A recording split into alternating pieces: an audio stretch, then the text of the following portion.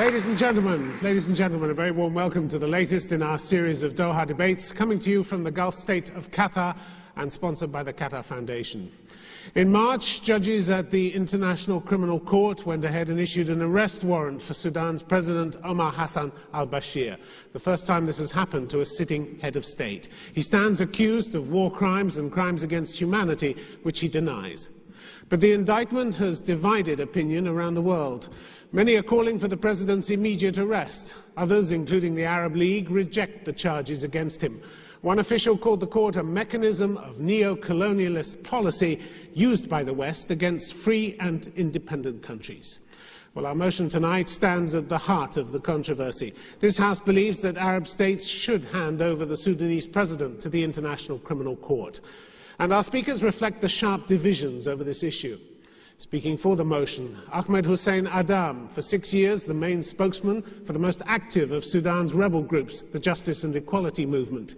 He was one of its main negotiators in talks with Sudan's government here in Doha in February, where the two sides agreed on a declaration of intent to try to end the conflict in Darfur. With him, Hani Shakrallah, head of Egypt's Haikal Foundation for Arab Journalism. He's also a founding member of the Egyptian Organization for Human Rights and a consultant to the Al-Ahram Center for Political and Strategic Studies, one of the leading think tanks in the Middle East. Now, speaking against the motion, Roland Marshall, Senior Research Fellow at the Center for Study and International Research at Sciences Po in Paris, and an expert on politics and conflict in Africa. He's written extensively on Darfur, Chad and Somalia. And with him, Ghazi Atabani, an advisor to Sudan's president and a member of both Parliament and the Leadership Council of the National Congress Party. He has wide experience at the highest levels of government, including such posts as Minister of Communications and Minister of Information. Ladies and gentlemen, our panel.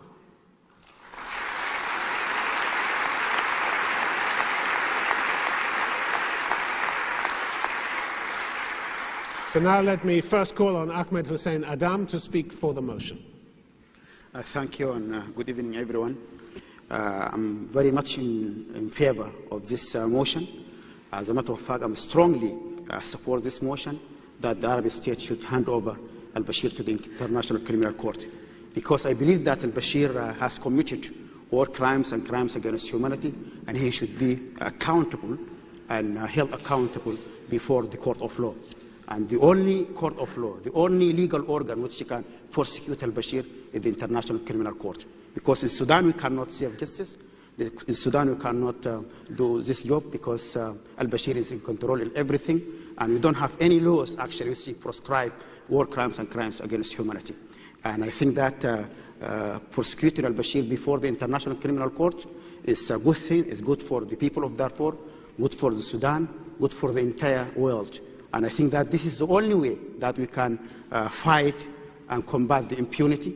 This is the only way that we can send a strong message to dictators and human rights violators around the world. And this is the only way that we can respond positively to the victims right now who are watching us here and watching actually the result of this debate. And I think, I believe that, and I urge the audience actually to support this motion because it is good for our people, and it's good for the Arab world, it's good also for the Africa, and I think that it is a good thing to do, because you cannot leave these people actually kill us in the name of sovereignty, in the name of domestic jurisdiction, and also killing us in the name of fighting the Western conspiracy. I think the indictment of al-Bashir will be a good thing to do, because we are going to have a better world without a dictator like al-Bashir. Thank you very much. Ahmed Hassan Adan, thank you very much. I'm puzzled by your stand. On the one hand, you sit down with President Bashir's administration to talk peace, and on the other hand, you want him carted off to the International Criminal Court. If he was carted off, who exactly would you be talking peace with? Because peace is our strategic option, and we sat not with al-Bashir. We sat with the government. With his administration. We sat with the government of national unity, actually, that composed of directed by him, carrying out his wishes. Well, I think that's his dilemma, actually. But for everybody, it's more than a dilemma, isn't it? It's a major problem. You break off peace talks in the middle to have him carted off to the ICC. You've got nobody left to talk to. We broke the peace. The process falls apart, doesn't it? We suspended our participation in the talks because al-Bashir violated the very agreement which we signed with him here in Doha. We signed that agreement for him to stop the obstruction of humanitarian assistance. Instead, actually, he expelled the aid workers and the humanitarian organization from Darfur, which used to provide about 60%. So you're not even talking peace now. Your desire for peace, your declaration of intent didn't last very long, did it? If you've broken off the talks already. No, we are committed to that declaration of intent. But the other side actually violated. How can you be if you've broken off the talks? Who are you talking to now? Nobody. No, we are not talking to them right now because they are violating that agreement, and because right now they are starting a new phase of genocide against our people by using food actually as a weapon in this conflict. But you take away the man who is at the center of power there, in the middle of a war, in the middle of a major humanitarian disaster, perhaps the world's worst ongoing humanitarian disaster, and you don't expect the country to fall apart as a result. You're gambling with the lives of tens of millions of people. No, the one who is gambling is al-Bashir. The one who... You don't know what the result is going to be, do you? If he's arrested now, or in the next 6 months, you don't know what's going to happen. If he is arrested, I don't, but you don't either. I think if the arrested, Sudan will be a better place, actually.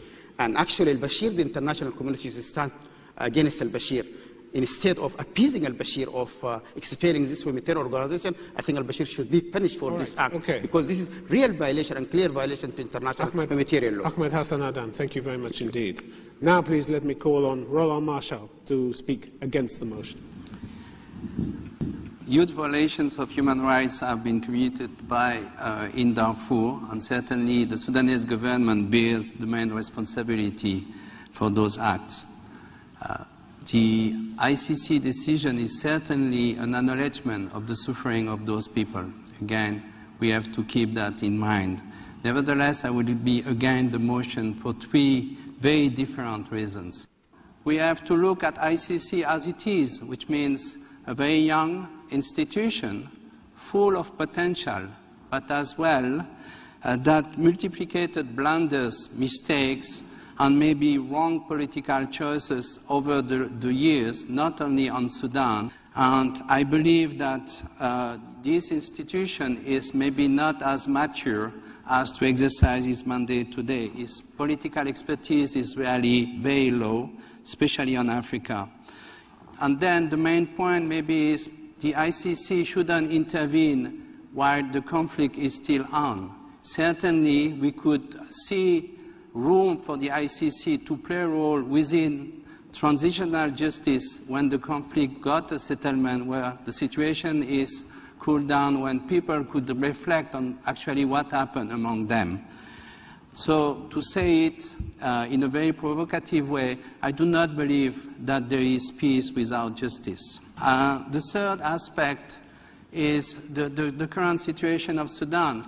People who were supporting the indictment of President Bashir saw that that will lead to a major improvement in talks and as well as the overall political situation in Sudan. 13 international NGOs have been expelled. Sudanese human rights activists and journalists have been arrested.